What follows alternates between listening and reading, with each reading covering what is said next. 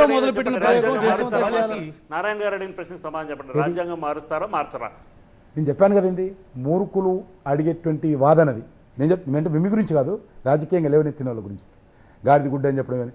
ఎందుకంటే ఒక ప్రధానమంత్రిగా ఏం చేయమంటారు, నా కంఠంలో ప్రాణం ఉండగా రిజర్వేషన్స్ విషయంలో మార్పు జరగని చెప్పిన తర్వాత కూడా అదే మాట్లాడితే ఏం వరకు చెప్పుకోవాలి మేము? ప్రియాంబుల్ మారుస్తాను వాళ్ళ మీ కేంద్ర మంత్రి గారు ఒక న్యూస్ పేపర్లో ఇంటర్వ్యూ ఇచ్చాడు. కాంగ్రెస్ వాళ్ళు మార్చారు అనేటువంటి విషయం చెప్పాడు తప్ప అది ఎక్కడ కూడా సెక్యులర్ అనేది తీసేస్తామంటున్నారు కేంద్ర మంత్రి పార్టీలో నాయకర్త. కానీ నేను ప్రధానమంత్రి చెప్తున్నాడు కదా, ఇంకెవరు చెప్పాలి చెప్పండి? అస్సలు రాజ్యాంగం విషయంలో మాకున్నంత కమిట్మెంట్ ఇంకెవరికి లేదు.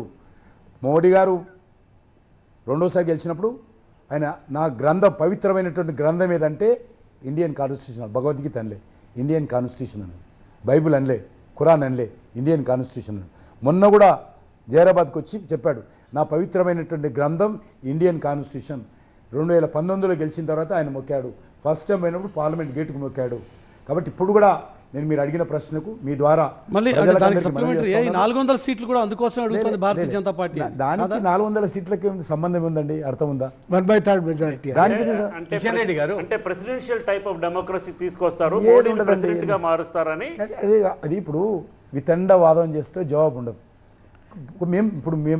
మేమేం చేస్తాం మేము చెప్తాము. మీరు మీ అభిప్రాయాలు అంటే వాళ్ళ పొలిటికల్ మీరు అనుకోవద్దు. పొలిటికల్ పార్టీ అభిప్రాయాలు మా నోట్లో చెప్పి మీరు ఇదే చేస్తారంటే ఏదైనా చెప్పేదే చేస్తాము, చేసేది చెప్తాం తప్ప ఎవరికి భయపడము.